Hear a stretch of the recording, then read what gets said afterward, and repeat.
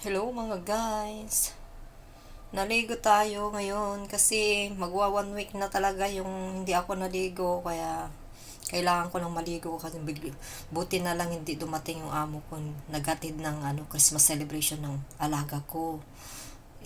Pagkakataon ko na makaligo ng matagal kasi pag nandito siya nagmamadali lang naman ako, mas mabuti lang hindi na ako maligo kaya ginagawa ko na lang bath towel na lang ako, yung bath towel yung bimpo ginagawa ko, binabasa ko yun tapos pamunas-munas ko na lang sa katawan ko, tapos syempre yung private part natin lagi nahugas pa ubo, palit-palit. Ang hirap talaga may ubo, ang hirap talaga may ubo mga guys, kasi kailangan talaga magpagaling kasi pabalik-balik ang hirap. Kaya tulad sa akin, mag 1 month na itong ubo ko. Siguro ngayon ko lang naranasan na hindi naligo na mag 1 week. Kasi naalala ko pala Friday pala yung umalis sila ng hapon. Naligo ako ng tanghali nung nagsundo siya. Ngayon, Friday na pala, di ba kailangan, sabi ko sa kanya, tinatanong niya ako kung maligo na ako bukas, ay kahapon kasi nauna siya maligo kasi sa akin. Inaano niya yung mga gamit niya kasi dyan, tinatambay niya yung mga gamit niya pagkatapos niya maligo, nagpapaano muna siya, tagal siya sa kwarto niya, tapos iniiwan niya yung mga panty niya kasi dyan, kaya siguro tinatanong niya ako kung maligo ako mamaya, ganun, pagkatapos namin mag-lunch. So, ang ginagawa ko, hindi, Saturday na ako maligo. Sabi ko, pag bago ako mag-day off, pag lalabas na ako mag-day off. Ngayon, naisipan ko na maligo kasi umalis pala siya, nagpaalam kahapon kasi Christmas party ng mga bata. Nagbalot pa ako ng gift nila kagabi, nagpatulong. Nagulat yung amo ko, bakit ang ganda daw ng ginawa ko. Simple nga lang yan kasi lalaki siya. Sabi ko, nilalagyan ko siya ng plates. Simple lang ng plates, hindi marami. Ayan, mabilis lang kasi gumagawa din kami ng ganyan nung mag-aaral kami. Sabi ko, ngayon, naggatid siya, hindi daw sila mag-lunch. So, pasalamat ako. Tinanong ko ulit talaga siya bago sila umalis kanina umaga kung hindi talaga magla-lunch ba sila dito, hindi, para alam ko, para makapaganda ako na kung anong gagawin ko, maligo, magluto, pupunta ako sa market para magbili ng baon ko saka asukal ko kasi hindi ako nakakapagkape ng Milo kasi wala asukal. Kasi ang pangit pag walang masyadong lasa na kung Milo lang siya. Tapos ito, tignan nyo to. Nakabili ako ng stock ko na reserva kong pangkain. Ito, Indomie. Indomie na dry. Mura lang to guys. $10. Ngayon lang ako nakabili ng $10. Dati 12 saka $13. Ngayon naging 10 na. Nag-sale siguro. Kaya ayan.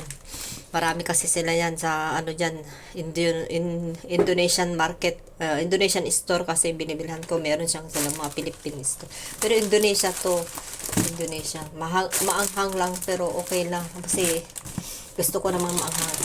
Tapos ito, $15. Marami na ito guys, nasa frozen siya. So gawin ko, pressure cooker ko siya, tapos ulamin ko ngayon yung may sabaw, tapos adobuhin ko yung mga iba dito. Kuhala ako ng ulam ko ngayon, tapos adobuhin ko, tapos babaunin ko bukas. So makapagluto ako ng baon ko kasi hindi sila uuwi. Tapos may asukal. Sana akala ko sa $10, 7. Sinuklian ako. Nagbibigay lang ako ng buo kasi hindi ko maintindihan agad. Kasi, yan, sinuklian ako ng 3. Yung $10 ko, kaya $7. $7. Brown ang hinahanap ko kaso wala. Kaya may asukal na ako guys. So, ito ang aking, tumakbo lang talaga. Sinadya ko talagang lumabas ngayon kasi umaraw. Kasi yung buhok ko, pinapatuyo ko talaga. Ayaw kong, inilugay ko lang talaga kasi ayaw ko namang maggamit dun sa blower. Pinapahiram din ng amo ko. Pero may blower naman ako, tinago ko. Yung ko, nakatamad ako mag-blower kasi hindi tayo sanay, di ba? So, gawin ko. Medyo okay na yung ubo ko ngayon. May sipon pa rin konti kasi nag-steam ako kaninang umaga nung nandito pa yung lalaki. Ginawa ko yung nag-steam ako doon sa pinapakulong tubig. Yung dito, singhot ko talaga. Tapos, pinilabas ko talaga yung sipon ko. Yung pala, maraming palang matigas na plema dito na nalalabas din. Maganda talaga yung steam.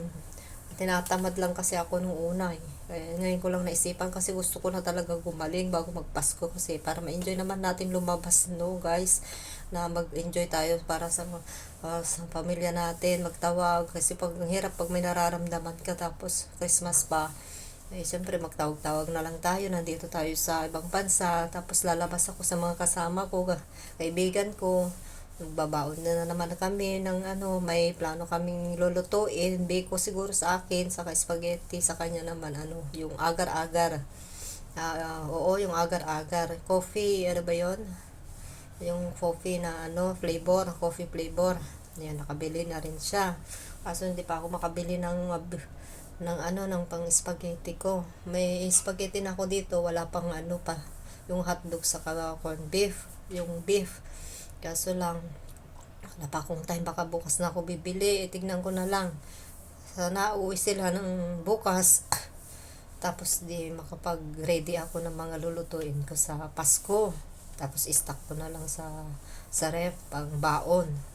So, tuloy ko bukas bumili ng kailangan ko na lulutuin para sa amin ng kaibigan ko. Doon na kami magsalo-salo. Hindi na ako nakipag-Christmas party guys kasi titipid ako ng pera. Hindi na ako masyadong nalabas kasi may ubo pa ako. Tapos may nagyaya pa sa akin papuntang Macau. Pero sabi ko, di pa magaling yung ubo ko. Matagal na. Naubos ko na yung gamot ko. Nag-inom ako ng 10 kanina. Kaya yun, meron pa naman ako 10 dyan. Ubusin ko. So, sana magaling na tayo guys. So, yan ang aking ma-share ngayon. So, mag-start na ako magluto nito para may pananghalian na rin ako tapos baon ko bukas. So, yan ang aking mga pinamili ngayon. Tumakbo ako talaga sa labas. Ang lamig guys, malamig pa rin kahit may araw. Nag-jogging pa ako papunta dun sa market. Tapos nag-stop na ako nung marami ng tao kasi nakakaya, baka yaw nila, baka makaano ako doon, baka makabangga ako doon. So, nung pauwi na ako, ayun, naglakad-lakad na lang ako para magpa-araw. Ayan, maaraw na. Malamig pa rin. So, bukas, alam ko na kung ano ang aking isusuot pag day off ko bukas. Hindi uuwi ang amo ko ngayon, Biyernes, kasi may online class ang bata mamayang gabi. So, alas 4, parating na sila mamayang alas 4, magdadala siya ng lulutuin kong vegetable kasi naubusan na kami ng pagkain na vegetable. May ampalaya pa ako dyan, pero hindi ko muna lutuin ko na lang pag wala sila bukas, Saturday o Linggo, kasi Linggo ng gabi pa sila uuwi dito. So, may oras pa ako magluto nitong baon ko. So, makapagpahinga naman tayo guys. So, salamat. So, bye-bye na guys. Yan ang aking ma-share ngayon. Madami na akong naikwento. Yan, medyo ano na. Pag natuyo na ang aking buhok, pwede ko nang pusurin. Nilugay ko lang muna kasi pinapatuyo ko guys. So, ito, damit ko. Naligo ako, diretso ko ng dinala yung mga lotion ko sa banyo kasi ang hirap mo, tagal na tayo nakapagligo tapos wala pang lotion, nakakadry yung katawan, yung skin pag walang lotion. So, ayan, naka t-shirt na ako, tapos dalawa yung gamit ko ngayon, kahit yung pambaba, dalawa kasi ang lamig talaga guys dito sa Hong Kong. Ewan ko lang sa iba. Siyempre, dun sa Amerika, sa Australia, sa Europe, talagang sobra dun nag-snow. Pero dito, di ko akalain na ganito pala sobrang kalamig. Mas malamig pala dito, sabi ko sa amo ko, kaysa dun sa Saudi. So, yan. Ang ating first naranasan natin dito sa Hong Kong. Nakakaubo. Kakasipon. Bihira lang ako magsipon, mag-ubo guys. 1 year na ago. November noon, nung last year, ako nagkaubo ulit. Kasakit ako, tapos umuwi sa probinsya kasama ng asawa ko kasi nagkasakit kami doon sa trabaho namin sa restaurant trabaho ko sa asawa ko sa barber shop naman siya. So, nauwi na kami doon kasi nagsabay na kami nagkasakit. Hanggang sa nag-a-apply na ako, diretso ako nag-a-apply habang nagtatrabaho sa Manila, sinundan ako ng asawa ko, ayun. Tapos yun, napunta na ako dito sa Hong Kong kasi habang ako nag-a-apply, nagtatrabaho pa din ako doon sa Pilipinas. So, napunta na ako dito sa Hong Kong. Dati sa Saudi. So, yan ang buhay OFW lifestyle and Just Kitchen. Paki-subscribe ang aking channel. Sa mga baguhan dyan, salamat sa mga dating subscriber ko kung nanonood pa kayo dyan. Salamat. So, yan ang lifestyle ko sa buhay OFW. Thank you, thank you. Bye-bye. Magluluto na ako.